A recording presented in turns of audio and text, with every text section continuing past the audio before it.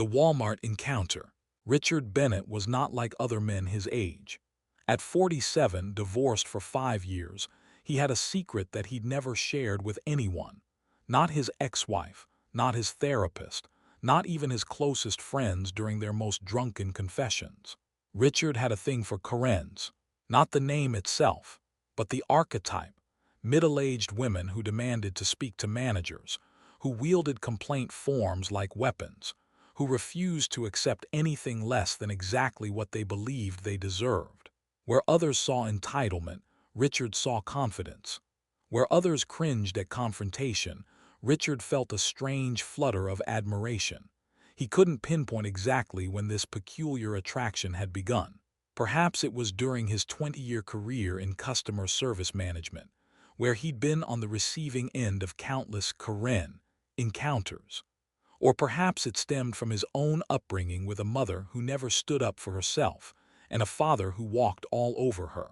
Whatever the cause, Richard had learned to recognize the signs of an impending Karen moment. And rather than avoid such scenes like most people, he found himself drawn to them. Which is why, on a rainy Tuesday afternoon in April, Richard lingered near the customer service desk at Walmart rather than completing his shopping.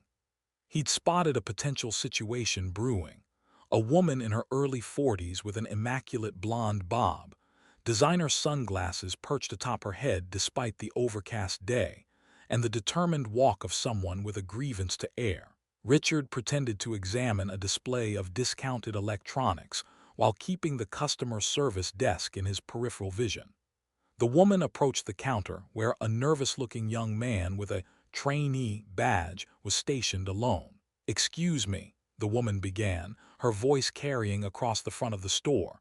"I need to return this blender." The trainee, his name tag read Kevin, looked up with the expression of someone facing their first day of battle. "Do you have a receipt, ma'am?" "I ordered it online," she replied, placing a box on the counter with a decisive thud. "But the website said I could return it to any store location."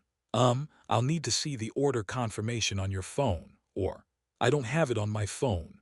"That shouldn't matter. Your website specifically states that any item can be returned within 30 days with or without a receipt. It's right there on your return policy." She pointed to a poster behind the counter that was too small to read from where she stood. Richard moved a bit closer, pretending to be interested in a stack of marked-down Blu-ray discs. "I'm sorry, ma'am, but I need to verify the purchase somehow," Kevin explained, his voice already taking on the strained politeness of retail workers everywhere. "This is ridiculous. I bought this blender 2 weeks ago for $129.99. I used it once, and it made a horrible grinding noise. Now you're telling me I can't return a defective product because I don't have a receipt. Where is your manager?" There it was, the signature line. Richard felt that familiar tingle of fascination. The woman wasn't being unreasonable, really. She had a legitimate complaint, but it was her certainty, her refusal to be dismissed, that captivated him. Kevin glanced around helplessly. "She's on her lunch break. I can try to." "Lunch break? So there's no manager available at all. Is that how this store operates?" The woman's voice rose slightly, drawing glances from nearby shoppers. "I've been a loyal customer for years, and this is how I'm treated." Richard knew he should continue his shopping. This wasn't his business, yet he found himself approaching the counter, drawn by some impulse beyond his control. "Excuse me," he said, addressing both Kevin and the woman. "I couldn't help overhearing. I used to work in retail management. If I may—" He glanced at Kevin, who seemed pathetically grateful for the intervention. "Please," Kevin said, stepping aside slightly. Richard turned to the woman, noticing for the first time her striking blue eyes and the slight flush of indignation on her cheeks.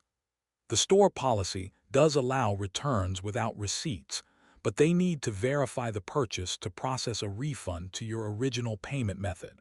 However," he added, seeing her about to object, "they can offer a store credit for the current selling price of the item if you don't have the receipt. That's standard policy." The woman studied him, clearly trying to determine if he was an ally or adversary. "Are you a manager here?" "No, just a customer who's familiar with retail policies," Richard replied with a smile. "I'm Richard." "Sarah," she said after a moment. "And you're right, I'd be fine with store credit. That's all I was asking for, but no one explained that option to me." Richard turned to Kevin. "Can you process a store credit return?" Kevin nodded vigorously. "Yes, I can do that. I just need to see some ID." As Kevin processed the return, Sarah turned to Richard. "Thank you for stepping in. It's refreshing to meet someone who understands how these things should work." "Happy to help," Richard said, feeling an unexpected surge of pleasure at her approval. It can be frustrating when you know you're right, but can't get anyone to listen. "Exactly," Sarah's entire demeanor softened. "I don't enjoy making scenes, contrary to what people probably think. I just believe in holding businesses to their promises." Richard nodded, finding himself drawn to her animated expression as she spoke. There was passion behind her complaints, principles, not just petulance. After Kevin completed the transaction and handed Sarah her store credit, she lingered, turning back to Richard. "Are you finished with your shopping? I could use some advice on which blender to get instead." Clearly my first choice was a disaster. Richard glanced at his half-filled cart, then back at Sarah. The rain had intensified outside, drumming against the store's glass entrance. "Shopping could wait. I'd be happy to help," he replied, surprised by his own eagerness. As they walked toward the appliance section, Richard felt a spark of excitement he hadn't experienced in years. Sarah launched into a detailed explanation of her blender requirements: powerful motor, easy-to-clean design, specific capacity for her morning smoothies, with the same assertive clarity she displayed at the customer service desk. Most men might have found her intensity off-putting. Richard found it captivating. Here was a woman who knew exactly what she wanted and wasn't afraid to articulate it.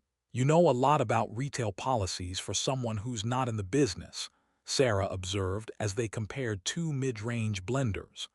"20 years in customer service management," Richard explained. "I've heard every complaint imaginable." "Oh," Sarah gave him a sidelong glance. "So you've encountered plenty of difficult women like me." There was self-awareness in her question, and a test beneath it. Richard chose his words carefully. "I've encountered plenty of customers who knew their rights and weren't afraid to advocate for themselves," he replied. "I never found that difficult. I found it refreshing." Sarah's expression shifted, surprise replacing defensiveness. "That's not the typical response." "I'm not the typical man," Richard said with a small smile. After selecting a suitable replacement blender, they continued talking, their conversation flowing with unexpected ease.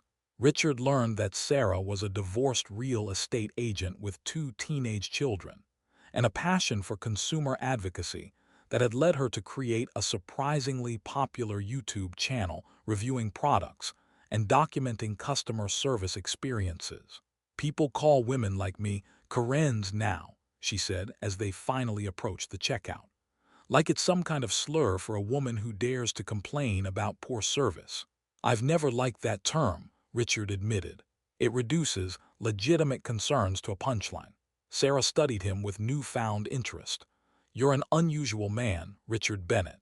As they walked to the parking lot, protected from the rain by Richard's oversized umbrella, Sarah hesitated by her white SUV. "This might seem forward," she said, reaching into her purse for a business card. "But I've enjoyed talking with you. Perhaps we could continue this conversation over coffee sometime." Richard accepted the card, noting the professional layout with "Sarah Jackson, Luxury Real Estate" in elegant script. "I'd like that very much," he replied, hoping his voice didn't betray the surge of excitement he felt. As Sarah drove away, Richard stood in the rain-drenched parking lot, her business card clutched in his hand like a precious artifact.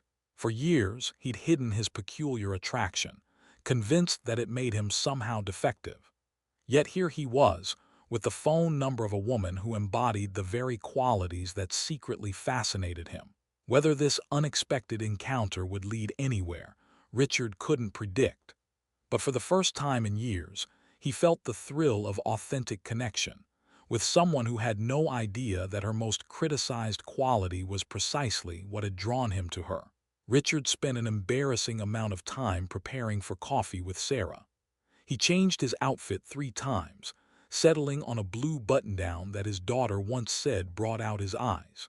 He arrived at Meridian Coffee 15 minutes early, securing a corner table with a view of the entrance and ordering only water while he waited, not wanting to appear too settled before she arrived. At precisely 2 p.m., Sarah walked through the door. She wore a crisp white blazer over a navy dress, her blonde bob perfectly styled. Large designer sunglasses perched atop her head exactly as they had been at Walmart. Richard noticed several patrons glance her way. There was something commanding about her presence that naturally drew attention. "Right on time," Richard said as she approached his table. "I consider punctuality a basic courtesy," Sarah replied, setting her large leather handbag on the chair beside her. "Unlike most people these days." Richard fought a smile. Even this simple observation contained that assertiveness he found so compelling. A barista approached, a young woman with multiple piercings and blue-streaked hair. "Welcome to Meridian. What can I get started for you?" "I'll have a medium soy latte, extra hot, with a half pump of vanilla," Sarah specified. "And when I say extra hot, I mean properly steamed, not just warm. Last time I was here, my latte was barely above room temperature." The barista nodded, writing on her pad. "Absolutely, extra hot, got it. And for you, sir?" "Just a black coffee, please," Richard replied with an apologetic smile that wasn't really necessary. After the barista left, Sarah turned her full attention to Richard. "So, tell me about yourself, beyond your expertise in retail policies." "Not much to tell," Richard said with a self-deprecating shrug. "Divorced 5 years ago after 20 years of marriage. 2 grown children, a daughter finishing medical school and a son in his 2nd year of college. I work as an operations manager for a manufacturing company. Pretty ordinary life." "I doubt that," Sarah said, studying him with surprising intensity. "Most ordinary men don't intervene in Walmart return disputes." Richard laughed. "Fair point. I suppose I've always had a tendency to get involved when I see miscommunications happening."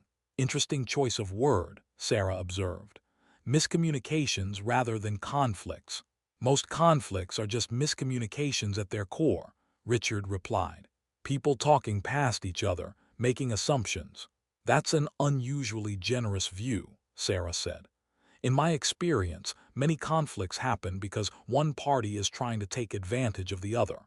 Their drinks arrived, and Sarah inspected her latte critically before taking a cautious sip. Richard held his breath, half expecting a complaint, but she nodded in satisfaction. "Perfect temperature," she said, then looked up at the barista. "Thank you. This is exactly what I asked for." The barista seemed momentarily surprised by the positive feedback before smiling. "You're welcome. Let me know if you need anything else." As she walked away, Richard couldn't help commenting, "You just made her day, you know." By thanking her, Sarah seemed genuinely confused, by acknowledging that she got it right. In service jobs, people hear 10 complaints for every compliment. Sarah considered this, a thoughtful expression crossing her face. "I suppose I am quicker to point out problems than offer praise. My ex-husband used to say I had a complaint department, but no appreciation department." The self-awareness in her observation surprised Richard. Most people never develop that kind of self-reflection. "Oh, I'm aware of how I come across," Sarah said, taking another sip of her latte. "I just usually don't care. Life's too short to pretend satisfaction with mediocrity." "What about your work in real estate?" Richard asked, genuinely curious. "How does that directness serve you there?" Sarah's eyes lit up at the mention of her career. "Extremely well, actually. My clients hire me precisely because I don't sugarcoat or settle. When you're dealing with million-dollar properties, you need someone who will fight for every inspection item and negotiation point." For the next hour, they talked easily about their careers, their children, their post-divorce dating experiences, limited and unsatisfying for both. and their perspectives on various topics. Richard found himself increasingly drawn to Sarah's sharp intelligence and unapologetic opinions. Where his ex-wife had been conflict avoidant to the point of invisibility, Sarah was fully present, engaged, and unconcerned with smoothing rough edges to make others comfortable. Then it happened. A man at a nearby table was talking loudly on his phone, his conversation about golf scores and business deals clearly audible throughout the small cafe.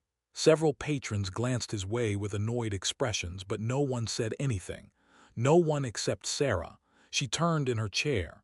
"Excuse me," she said, her voice firm but not hostile. "Would you mind taking that call outside?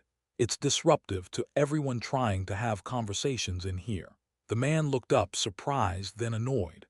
"I'll be done in a minute," he said dismissively, turning partially away. "That's not really the point," Sarah replied, her tone cooling noticeably.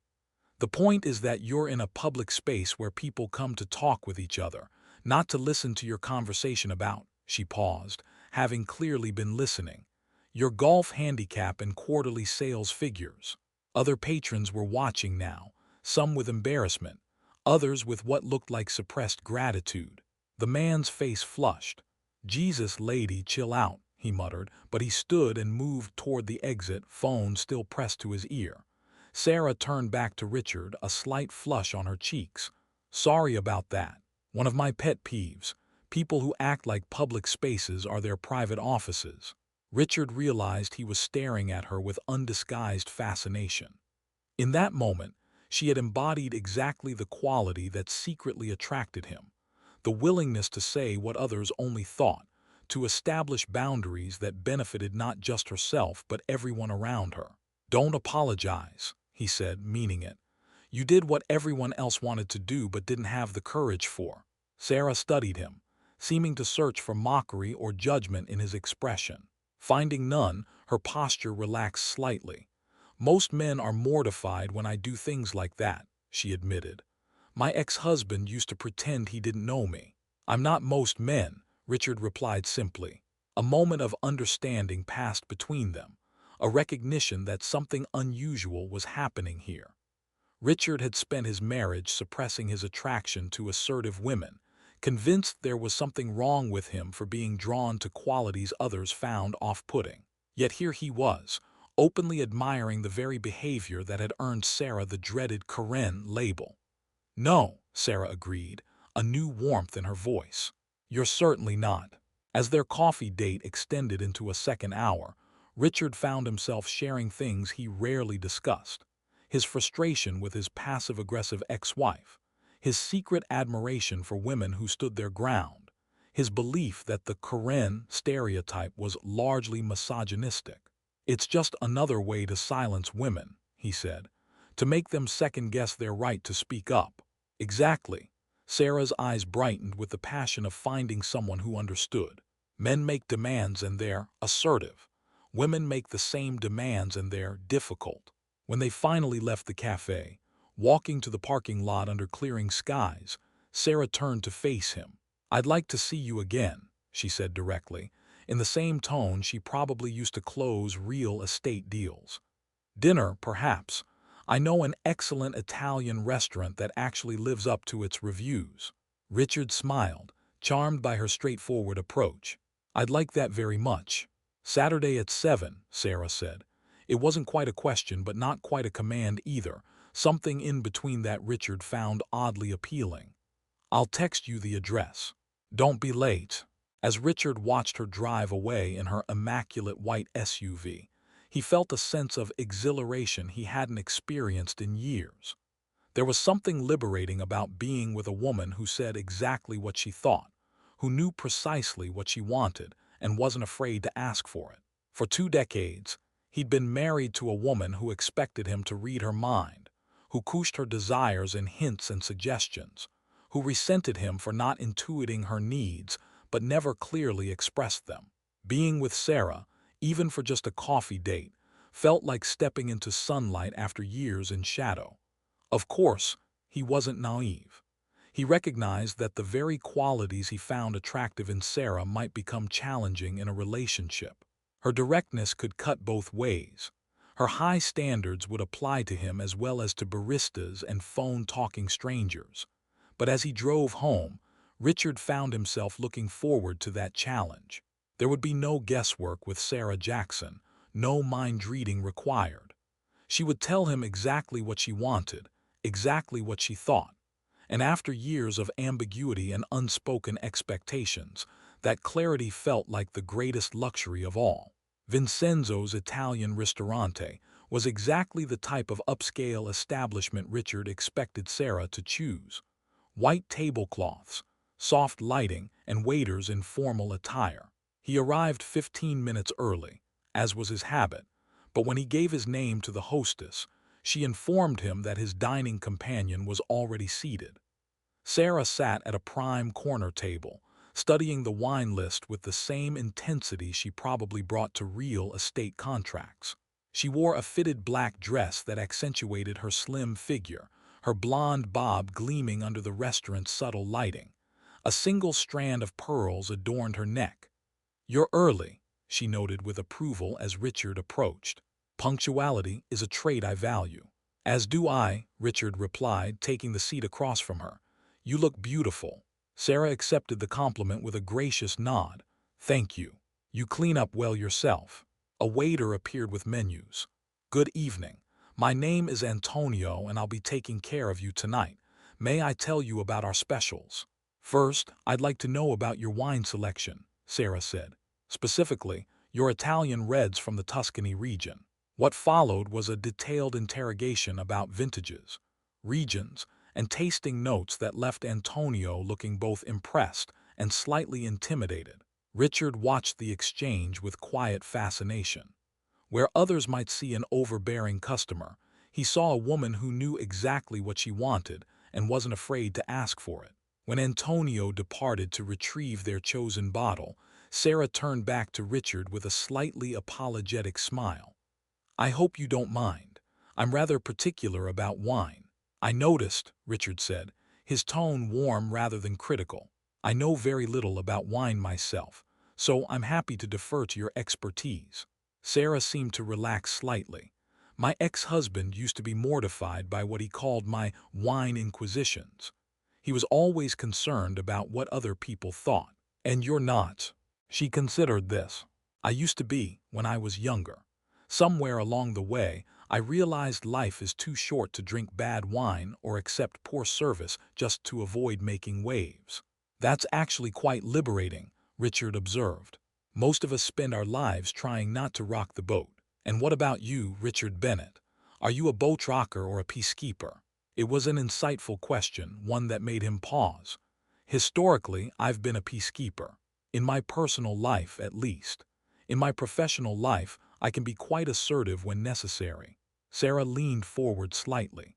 "So you save your assertiveness for your professional life, while well, I suppose I'm consistent in all settings." "Which is more authentic," he pointed out. Antonio returned with their wine, performing the ritual of presenting the bottle, pouring a small amount for Sarah to taste, and waiting for her approval before filling their glasses. Richard noticed how Antonio's body language had changed, more attentive, more precise, clearly aware that Sarah would accept nothing less than perfection. They ordered their meals, Richard selecting the osso buco, Sarah requesting the branzino with several specific modifications to the preparation. As they sipped their wine, Sarah asked about Richard's children, and he found himself sharing stories of his daughter's medical school challenges and his son's recent change of major. "They sound like wonderful young people," Sarah observed. "You must be proud." "I am," Richard agreed. "Though I take little credit. They succeeded despite my shortcomings as a father, not because of any particular parenting wisdom."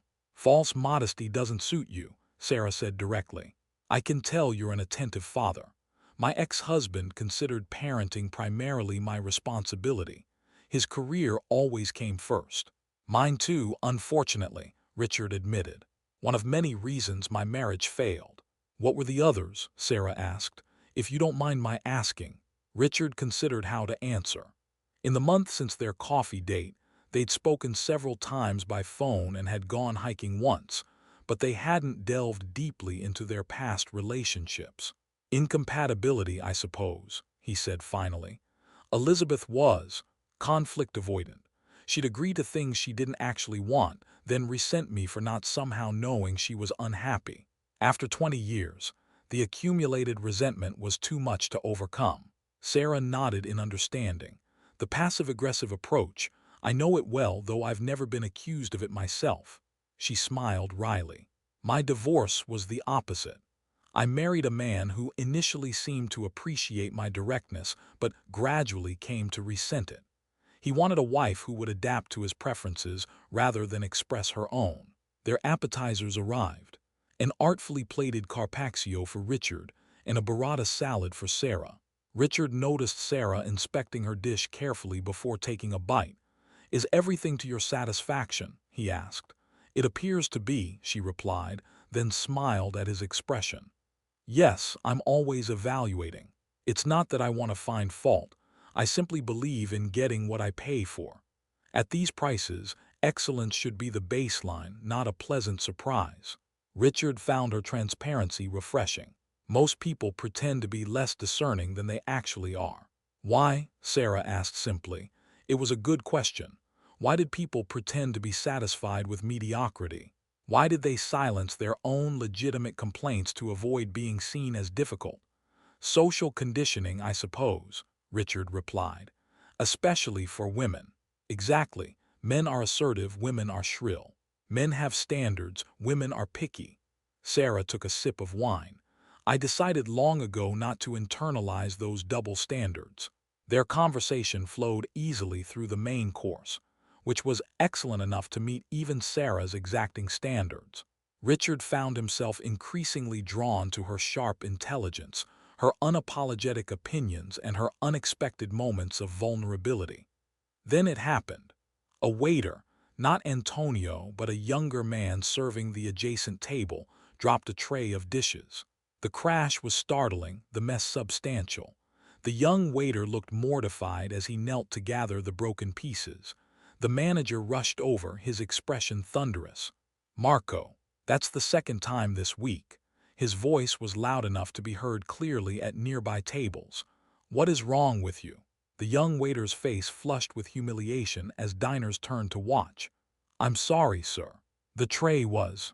I don't want excuses, the manager snapped. Just clean this up immediately. Richard felt a flash of discomfort at the public dressing down, but said nothing. Most diners similarly averted their eyes, pretending not to notice the uncomfortable scene. Not Sarah. She stood up, her napkin placed deliberately on the table. Excuse me, she said, approaching the manager with the same confident stride Richard had first noticed at Walmart. Is it necessary to berate your employee in front of an entire restaurant? The manager turned, clearly surprised by the intervention. Madam, this is an internal matter. It ceased to be internal when you chose to humiliate him publicly, Sarah replied, her voice controlled but firm. Accidents happen in restaurants. How you respond to them reflects on your establishment far more than the accident itself. The restaurant had fallen silent, all eyes on Sarah and the manager. Richard watched with a mixture of admiration and anxiety. This was Sarah in her full Karen glory, standing up not for herself this time, but for someone else. The manager's expression shifted from surprise to a practiced smile. I apologize if our exchange disturbed your dinner, madam. Please, return to your meal. Dessert will be complimentary this evening. I'm not concerned about my dessert, Sarah said evenly. I'm concerned about how you treat your staff.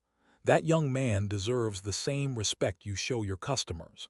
The manager looked around, clearly aware of the audience they now had. Of course, you're absolutely right. Marco, please take a moment to compose yourself. Carlos will help with the cleanup. As Sarah returned to their table, Richard noticed the mixture of reactions from other diners. Some looked uncomfortable. Some appeared impressed. Others seemed irritated by the disruption. The young waiter, Marco, caught Sarah's eye and gave her a small, grateful nod. I apologize for the interruption, Sarah said as she sat down. though her tone suggested she wasn't particularly sorry. "Don't apologize," Richard replied, his voice low. "That was remarkable." Sarah studied him, clearly trying to determine if he was being sarcastic. Most people would be mortified to be dining with the woman who just caused a scene. "I'm not most people," Richard said, echoing his words from their coffee date. "What you did took courage. You stood up for someone who couldn't stand up for himself." Something in Sarah's expression shifted, a softening, a moment of vulnerability beneath her confident exterior. "My first job was as a waitress," she said quietly. "I had a manager who would humiliate servers in front of customers. No one ever said anything." Richard reached across the table and took her hand. The gesture was spontaneous, driven by a surge of admiration he couldn't contain. "Well, you just said something, and that young man will remember it forever." Sarah's fingers tightened around his, a momentary acknowledgement of connection before she gently withdrew. "Your osso buco is getting cold," she observed, her voice lighter but touched with something new, a warmth that hadn't been there before. As they finished their meal, Richard found himself studying Sarah with new appreciation. The Karen archetype was typically associated with selfish entitlement, with demanding special treatment regardless of who got hurt in the process. But Sarah's intervention had been the opposite. She'd risked social discomfort to defend someone with less power. When dessert arrived, complimentary, as promised, Antonio served them with a new respect in his manner. "The tiramisu is exceptional tonight," he said, placing the shared dessert between them. "And may I say, madam, that many of us appreciated your words earlier." After he left, Sarah looked genuinely surprised. "I didn't expect that." "You stood up for one of their own," Richard explained. "That means something in a service industry, where customers rarely see staff as real people." As they shared the tiramisu, which was indeed exceptional, Richard found himself imagining a future with this complicated, fascinating woman across from him. Where his ex-wife had been all soft edges and conflict avoidance, Sarah was clear boundaries and direct communication. Where Elizabeth had expected him to read her mind, Sarah would tell him exactly what she thought, exactly what she wanted. There would be challenges, certainly. Sarah's assertiveness would extend to their relationship. Her high standards would apply to him as well. But after 20 years of guesswork and unspoken resentments, the prospect of such clarity was exhilarating rather than intimidating. When they left the restaurant, standing close in the cool evening air, Richard felt a certainty he hadn't experienced in years. "I'd like to kiss you," he said, adopting Sarah's direct approach. She smiled, not her polite social smile but something warmer, more genuine. "I'd like that too." Their kiss was tentative at first, then deepening with a surprising intensity. When they finally separated, Sarah's perfectly styled hair was slightly mussed, but her eyes were clear and certain. "Saturday," she said. "My house, I'll cook dinner." Not a question, but not quite a command. That in-between space that Richard was coming to recognize as uniquely Sarah. "I'll bring the wine," he replied, "though I'll need your guidance on what to select." "I'll text you detailed instructions," Sarah promised, her tone serious but her eyes laughing. As Richard drove home, he reflected on the evening's events. The Karen moment, Sarah's confrontation with the manager, had been the turning point, the moment when admiration had deepened into something more. In that instant, he'd glimpsed the moral core beneath her demanding exterior, the principle behind the assertiveness. His secret attraction to Karen behavior had always been his most closely guarded shame. Yet here he was, openly admiring the very qualities in Sarah that society mocked. It felt like stepping into a new identity, one where he no longer had to hide his true preferences, his authentic attractions. Whether this unexpected connection would develop into something lasting, Richard couldn't predict. But for the first time in years, he was eager to find out. 3 months into their relationship, Richard and Sarah had settled into a rhythm that surprised them both with its ease. They spent most weekends together, alternating between his modest apartment and her immaculate suburban home. They'd met each other's friends, most of whom had reacted with poorly concealed surprise at the pairing, and had even taken a weekend trip to a winery region that Sarah had researched with her characteristic thoroughness. What they hadn't done was meet each other's children. Until now. "Dad, are you sure about this woman?" Amy Bennett asked over the phone. At 26, Richard's daughter was in her final year of medical school and possessed a direct manner that sometimes reminded him of Sarah. "Every time you mention her, she sounds like a walking Karen meme." Richard sighed, pacing his kitchen as he prepared for the evening ahead. "That term is reductive and sexist, Amy. Sarah is forthright and has high standards. Those are qualities I admire. High standards are fine. Making scenes in public places is another matter," Amy replied. "Jason told me about the restaurant incident." Richard should have known his son would share that story. "She stood up for a waiter who was being publicly humiliated. That's hardly the stereotype you're implying." "Okay, fair point," Amy conceded. "Just be careful, Dad. After Mom, I worry about you falling for someone who might be difficult." "Your mother and Sarah are opposites," Richard said firmly. "Where your mother avoided conflict at all costs, Sarah addresses issues directly. After 20 years of unspoken resentments, I find that refreshing." There was a pause on the line. "You're really into her, aren't you?" "Yes," Richard admitted, "more than I expected to be." "Well, then I look forward to meeting her," Amy said, her tone softening. "Anyone who makes you this defensive must be special." The dinner Richard had arranged was deliberately casual. A reservation at Emilio's, a local Italian restaurant with excellent food but a relaxed atmosphere. He'd hoped the informal setting might ease any potential tensions. Both his children had agreed to attend, along with Sarah's 19-year-old daughter, Madison, who was home from college for the weekend. Richard and Sarah arrived first, selecting a corner table that offered some privacy. Sarah wore a casual but elegant outfit, tailored pants, and a silk blouse that managed to look both sophisticated and approachable. Richard noticed she seemed unusually tense, adjusting her silverware and twice asking the waiter about the wine list despite having reviewed it online beforehand. "Nervous?" he asked gently. Sarah looked up, momentarily startled by his perception. "Is it that obvious?" "Only to someone who's gotten to know you," Richard replied with a smile. "You don't need to worry. My children are remarkably open-minded." "It's not your children I'm concerned about," Sarah admitted. "It's Madison. She's protective of me. Since the divorce, she's appointed herself as my personal guardian against unsuitable men." Richard raised an eyebrow. "And am I unsuitable?" "In her eyes, possibly. You're different from the type I usually date." "What type is that?" Sarah's mouth quirked in a half-smile. "Typically high-powered executives who eventually find my assertiveness threatening to their fragile egos." Before Richard could respond, he spotted his daughter entering the restaurant. Amy Bennett had his height and her mother's delicate features, combined with a confident stride that was entirely her own. Behind her was Jason, 21 and lanky, with a perpetually amused expression that suggested he found the world slightly absurd. "Dad," Amy called, approaching with open arms. After embracing Richard, she turned to Sarah with a smile that was polite but assessing. "You must be Sarah. I'm Amy, and this is my brother, Jason." "It's a pleasure to meet you both," Sarah said, extending her hand formally. "Your father speaks of you constantly." Richard watched their initial interaction with held breath. Sarah was making an effort, her tone warmer, her usual directness tempered with careful politeness. His children, too, seemed determined to be on their best behavior. They had just settled into their seats when a young woman approached the table.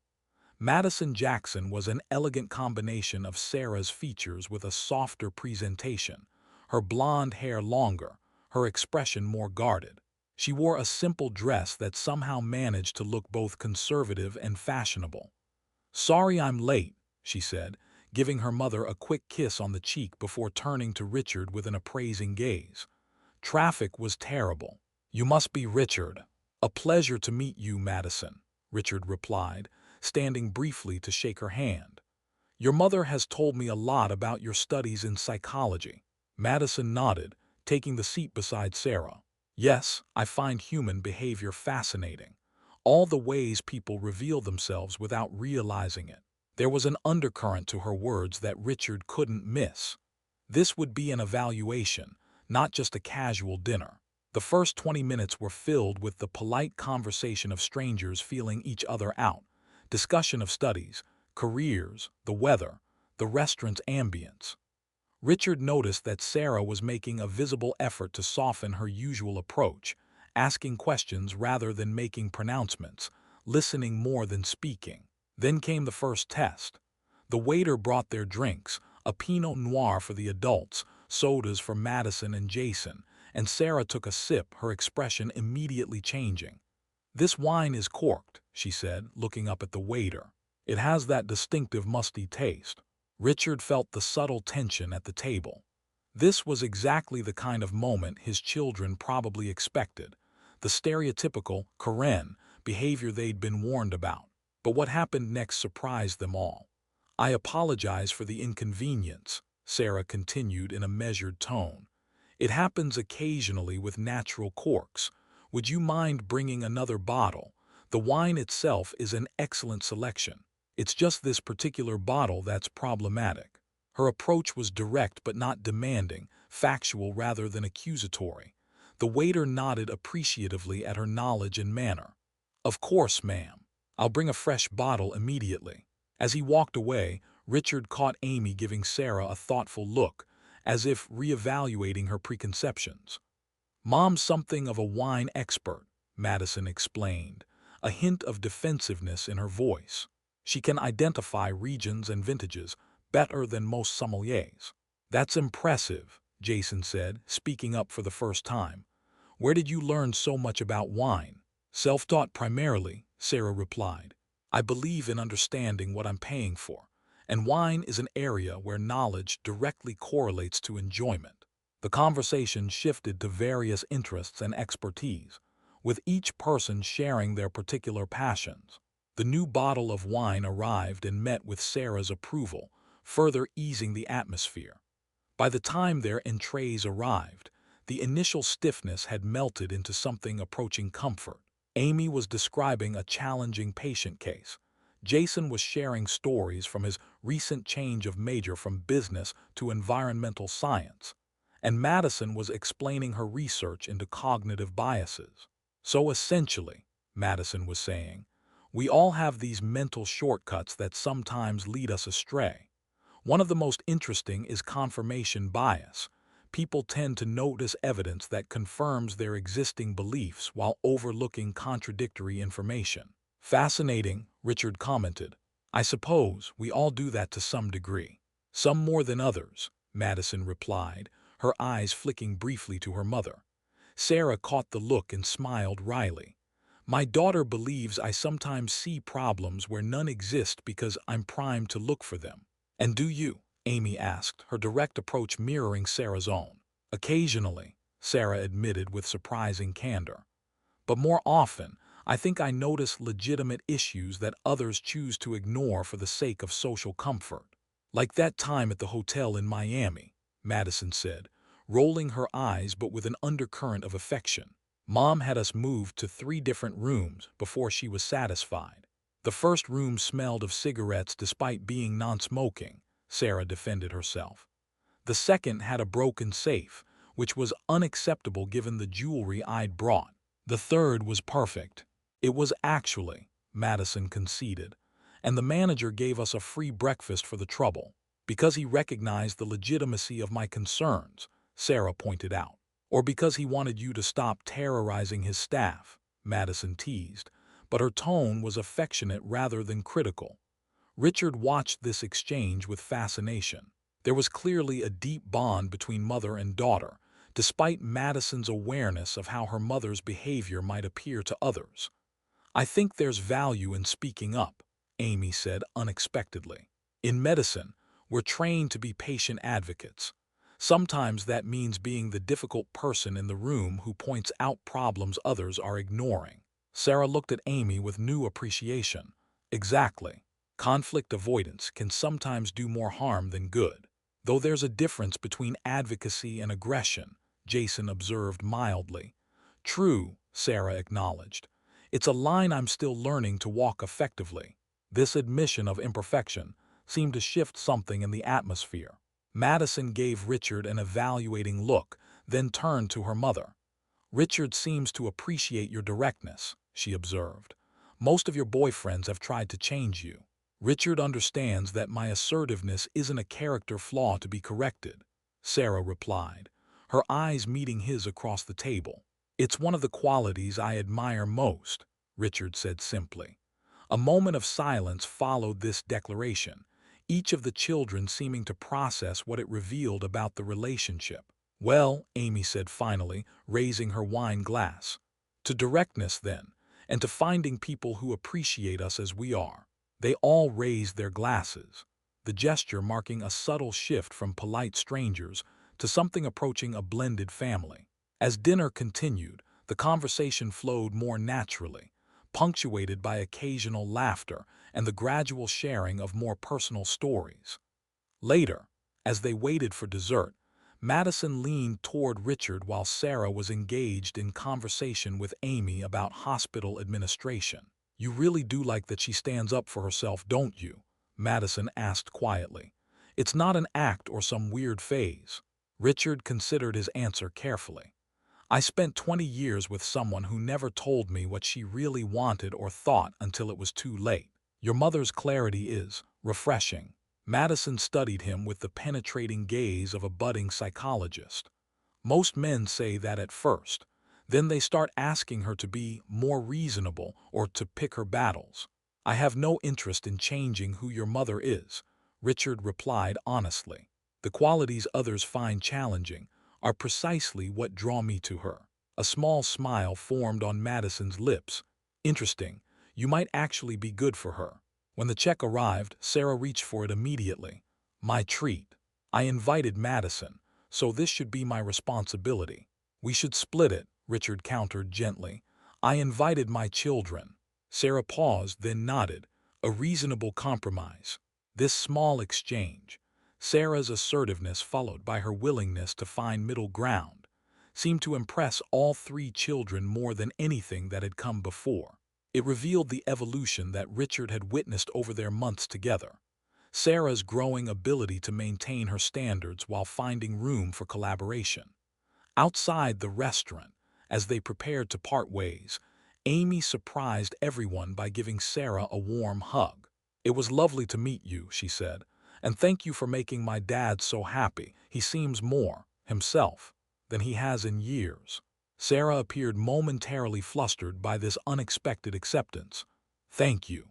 He's important to me. As they walked to their cars, Madison fell into step beside Richard. She likes you more than the others, she said matter-of-factly. I'm glad to hear that, Richard replied.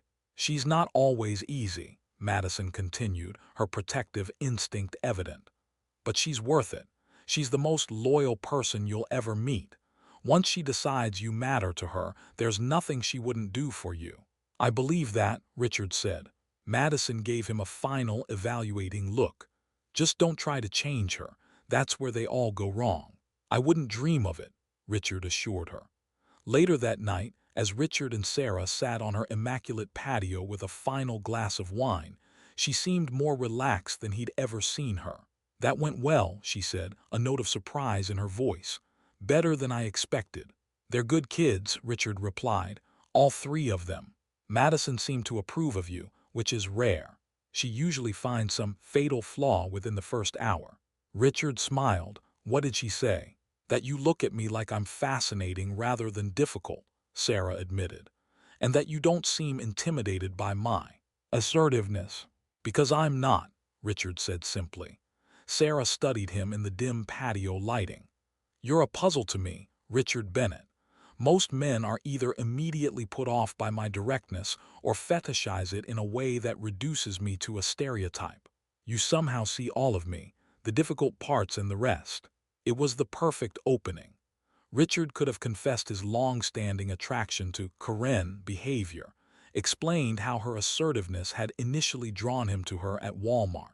But as he looked at the complex, fascinating woman beside him, He realized that what had begun as an attraction to a type had evolved into something far more meaningful: appreciation for Sarah herself, in all her complicated specificity. "I see you," he said instead, taking her hand. "Not a category or a stereotype, just you."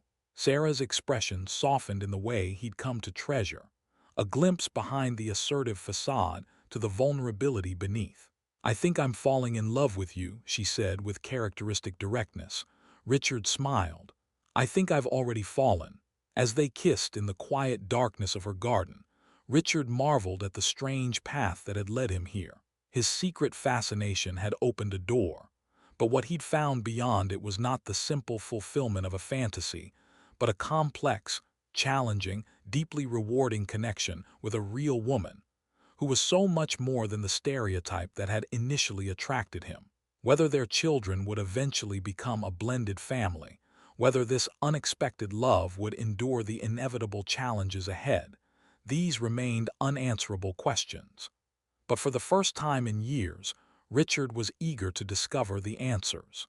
6 months into their relationship, Richard and Sarah had fallen into a comfortable routine. They spent most nights together, alternating between his apartment and her house. They'd taken a vacation to wine country, attended Madison's psychology department awards ceremony together, and were gradually merging their social circles. Despite occasional raised eyebrows from friends who found Sarah a bit much, Richard had never been happier. The directness that others found challenging was precisely what he valued: the clear communication, the absence of guesswork, the refreshing honesty about expectations and desires. Yet he still harbored one secret: the true nature of his initial attraction. Sarah knew he admired her assertiveness, but she didn't know about his long-standing fascination with Karen behavior. It seemed an odd thing to confess, potentially reducing their meaningful connection to something trivial or fetishistic. Saturday morning found them at Sarah's kitchen island, sharing coffee and the newspaper, Sarah methodically working through the real estate section with a highlighter, Richard browsing local news on his tablet. "There's an open house tomorrow for that craftsman on Maple Street," Sarah noted. "It's significantly underpriced for the neighborhood. Might be worth looking at." Richard glanced up. "Are we house hunting now?" Sarah set down her highlighter, meeting his gaze directly. "Not officially, but your lease is up in 3 months, and my house is larger but further from your work. It seems logical to consider our options." This was classic Sarah, practical, forward-thinking, unafraid to plan for a future together. No games, no hints, just straightforward consideration of their situation.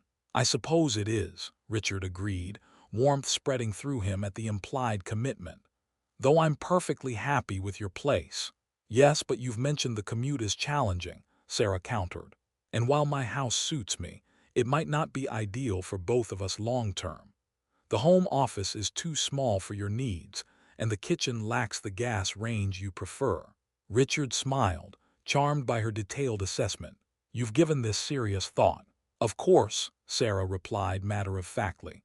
"I don't believe in letting life happen passively. If we're building a future together, we should do so intentionally." Richard reached across the island to take her hand. "I love that about you. Your clarity, your intentionality, the way you approach life without ambiguity." Sarah squeezed his hand, her expression softening in the way he'd come to treasure. These glimpses behind her assertive exterior were all the more precious for their rarity. "Most people find it exhausting," she admitted. "My ex-husband used to say living with me was like being constantly audited." "Their loss," Richard said simply. After breakfast, they headed to the local farmer's market, a Saturday ritual they'd established early in their relationship. Sarah approached produce shopping with the same meticulous standards she applied to everything else, inspecting vegetables for freshness, questioning vendors about farming practices, and negotiating prices with confident persistence. At the honey stand, Sarah was deep in conversation with the beekeeper about colony collapse disorder when Richard's phone rang. He stepped aside to answer. "Dad," Amy's voice came through. "Are you busy?" "Just at the farmer's market with Sarah." "Everything okay?" Yeah, fine. Actually, that's perfect. Jason and I were talking, and we'd like to have you both over for dinner tonight. Sort of a thank you for last month's restaurant outing. That sounds lovely, Richard replied, genuinely pleased by the invitation. Let me check with Sarah and call you back. When he rejoined Sarah, she was concluding her honey purchase, having apparently received satisfactory answers about sustainable beekeeping practices. Amy invited us to dinner tonight, he explained. She and Jason want to host us. Sarah looked surprised but pleased. That's very thoughtful, I'd like that. Richard called Amy back to confirm, and they continued their market shopping with a new sense of anticipation. The dinner invitation represented another step in the merging of their lives, his children reaching out not just to him, but to them as a couple. That evening, they arrived at Amy's apartment with wine and flowers. Jason was already there, helping his sister in the kitchen. The apartment smelled of garlic and roasting chicken, and soft jazz played in the background. "Welcome," Amy greeted them, taking the wine with a grateful smile. "I hope you like roast chicken. It's about the extent of my culinary skills." "It smells wonderful," Sarah assured her. "Can I help with anything?" "Everything's under control," Amy replied. "Please make yourselves comfortable." Richard noticed that Sarah was making a conscious effort to relax her standards, accepting the slightly crooked table settings and mismatched wine glasses without comment. It was one of the ways she'd evolved over their months together, learning when perfection mattered and when connection was more important. As they settled around Amy's small dining table, the conversation flowed easily. Jason described his new environmental science project. Amy shared stories from her hospital rotations, and Sarah offered advice on Amy's upcoming apartment lease renewal, drawing on her real estate expertise. "You should definitely negotiate," she advised. "In this market, they'd rather keep a good tenant at a slightly lower rate than risk vacancy." "I wouldn't know where to begin," Amy admitted. "I'd be happy to review the lease," Sarah offered, "or even speak to the management company if you'd prefer." Richard watched this exchange with quiet pleasure. This was Sarah at her best, using her assertiveness to help others, offering her expertise without taking over. After dinner, as Amy served coffee and a store-bought cheesecake that Sarah praised more generously than it deserved, Jason cleared his throat. "So, we actually had an ulterior motive for inviting you both tonight," he said, glancing at his sister. Amy nodded, setting down her coffee cup. "We wanted to let you know how happy we are about your relationship. It's been a long time since we've seen Dad this content." Richard felt a surge of emotion at his children's approval. "Thank you. That means a lot to both of us." But Jason continued, a mischievous glint in his eye. "We were also curious about something." "Oh," Sarah raised an eyebrow. "We've been talking with Madison," Amy explained. "Comparing notes, so to speak." Richard felt a flicker of unease. About how you two met," Jason said. "The Walmart story." Sarah laughed lightly. "Your father played the knight in shining armor, rescuing me from an unfortunate confrontation with a trainee cashier." "That's the thing," Amy said, leaning forward. "Madison mentioned that you've told that story slightly differently to her." Richard's unease deepened. "Different how?" "In her version," Jason explained. "Dad specifically approached you, Sarah, after overhearing your conversation with the cashier. Not to help resolve the situation, but because he seemed oddly interested in the interaction itself." Sarah turned to Richard, confusion evident in her expression. "That's not how I remember it. The cashier was being difficult about my return, and Richard stepped in to help clarify the store policy." "But Dad," Amy pressed gently, "Madison said she got the impression you were attracted to Sarah specifically because of how she was handling the situation. That you have a thing for assertive women." Richard felt heat rising in his face. This was not how he'd planned to address his particular attraction, if ever. "I was certainly impressed by Sarah's conviction," he said carefully. "Dad," Jason said, his tone somewhere between amusement and concern, "are you specifically attracted to women who fit the Karen stereotype?" The question hung in the air, uncomfortably direct. Richard glanced at Sarah, who was watching him with an unreadable expression. "That's a rather reductive way of putting it," Richard replied finally. "But not entirely inaccurate," Amy pressed. Richard took a deep breath. After 6 months of genuine connection, perhaps the truth was overdue. "I've always been drawn to assertive women," he admitted. "Women who know what they want and aren't afraid to ask for it. Society often mocks such women as Karens. But I've always admired the courage it takes to advocate for oneself in a world that expects female accommodation." He turned to Sarah, whose expression had shifted from confusion to something more complex. "When I saw you at Walmart, I was drawn to your confidence, your unwillingness to be dismissed. But what began as admiration for equality quickly deepened into something much more meaningful: appreciation for you as a whole person." Sarah was silent for a long moment, processing this revelation. The atmosphere in the room had grown tense, Amy and Jason exchanging uncertain glances. "So," Sarah said finally, her voice carefully neutral, "you were specifically attracted to my Karen qualities, the very behavior that most people find objectionable." "I was attracted to your authenticity," Richard clarified. "Your refusal to be silenced or made small. Yes, initially that manifestation caught my attention, but it's the person behind the behavior that I fell in love with." Sarah stood abruptly. "I need some air." She walked out onto Amy's small balcony, closing the sliding door behind her. Richard watched her through the glass, uncertainty churning in his stomach. "We didn't mean to cause trouble," Amy said softly. "We were just curious. Madison mentioned it in passing and it seemed unusual." "It's fine," Richard assured them, though he wasn't certain it was. "It's probably a conversation we should have had privately, but there's nothing wrong with honesty." After a few moments of awkward silence, he excused himself and joined Sarah on the balcony. She stood with her back to him, staring out at the city lights. "I'm sorry," he said quietly. "I should have told you earlier." Sarah didn't turn around. "I'm not sure how to feel about this. All this time I thought you appreciated me despite my difficult qualities. Now I learn you were specifically attracted to them, like some kind of fetish." "It's not a fetish," Richard insisted, moving to stand beside her. "It's appreciation for a quality society unfairly demonizes in women." "But you specifically sought me out because of how I was behaving," Sarah pressed. "You saw a woman making a scene at customer service and thought, 'That's exactly what I'm looking for.'" Put that way, it did sound problematic. Richard chose his words carefully. "I noticed you because of your assertiveness, yes. In a world where most people, especially women, silence themselves to keep the peace, your willingness to stand your ground was noticeable. But I fell in love with you, your intelligence, your principles, your unexpected moments of tenderness. The whole complex person you are." Sarah finally turned to face him, her expression a mixture of hurt and uncertainty. "How do I know that's true?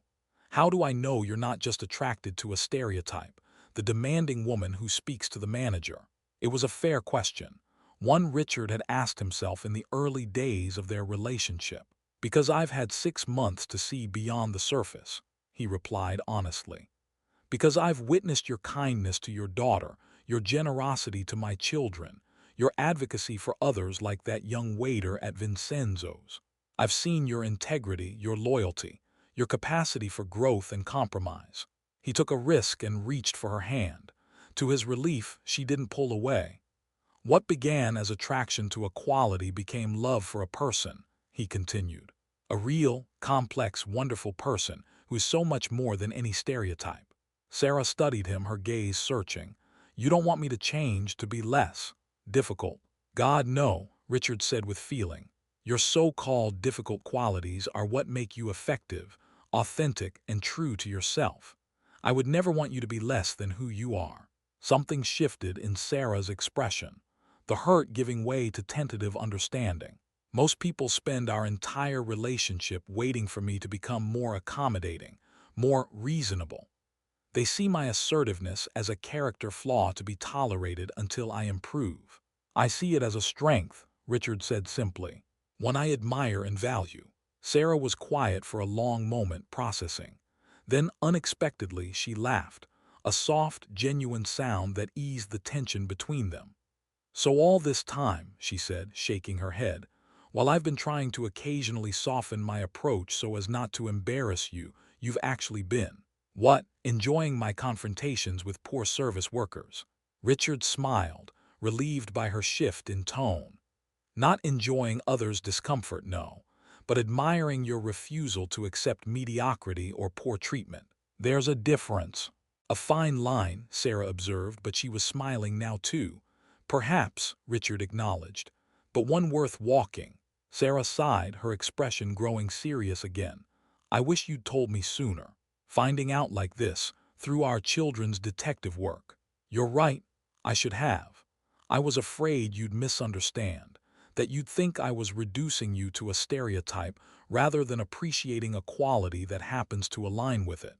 "Well," Sarah said after a moment, "I suppose there are worse things than having a partner who actually appreciates my most controversial qualities." Relief washed through Richard. "Does this mean I'm forgiven?" "Conditionally," Sarah replied, her directness returning. "On the understanding that you see and value all of me, not just my ability to intimidate retail workers." "That's a condition I can easily meet," Richard assured her, drawing her closer.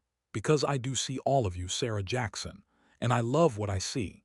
When they kissed on Amy's balcony, it felt different somehow, more honest, more complete. The last barrier between them had fallen, the final secret exposed to the light. Later, as they said their goodbyes to Amy and Jason, both clearly relieved that their revelations hadn't permanently damaged the relationship, Sarah surprised everyone by laughing and saying, "Well, now that we've established your father has a Karen kink, perhaps we can move on to more conventional dinner conversation next time." In the car heading home, Sarah was unusually quiet, processing the evening's revelations. Finally, she turned to Richard. "I've spent most of my adult life being criticized for being too assertive, too demanding, too much," she said softly. "I never imagined someone would value those very qualities." "Their loss," Richard said, echoing words he'd said many times before, but which now carried deeper meaning. "Indeed," Sarah agreed. Then, with characteristic directness, "Let's look at that craftsman on Maple Street tomorrow. If we're going to build a life together, we should find a place that suits us both."